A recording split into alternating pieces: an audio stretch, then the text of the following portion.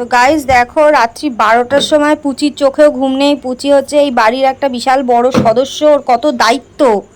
সব নাড়ুগুলোকে এখন কৌটোতে ভরছে, নাড়ুগুলো রেডি হয়ে গেছে আর পুচিও কাজ করছে রাত 12টার সময়। কি কলু, তোর মেয়ে দেখ কত দায়িত্ববান, কাজ করছে। ও তো এমনিই রাতে ঘুমায় না। দেখ থালের মধ্যে কত তেল, মনে হচ্ছে তেলের মধ্যে। তা এখন পুচি কত কাজ করছে। তো তেল ও মা, তোমার আর কাজ করতে হবে না, তোমার নাতনি এত কাজের। তাই তো। তোমার নাতনির অবস্থা দেখো, কত সুন্দর করে কৌটোতে নাড়ু হচ্ছে। তুলে দাও।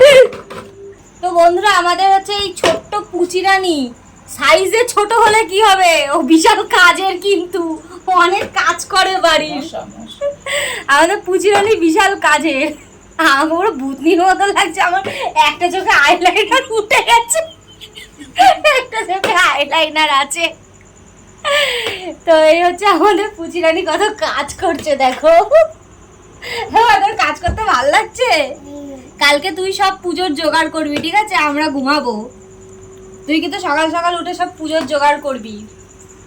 তো আমাদের কাজের পুচিরানি, আমাদের কাজের মানুষ, ছোট্টখাট্ট বাড়ির কাজের মানুষ, ও এখন এইসব করছে, কাজ করছে। তো দেখো, আমাদের বাড়ির পুজো নিয়ে পুচির কত বড় একটা দায়িত্ব। তোমাদের বাড়িতেও যদি এইরকম পুচকে বাচকা থাকে অবশ্যই কমেন্ট করে জানিও, যারা কাজ বাজ করে দেয়। তো চলো, টাটা, বাই বাই।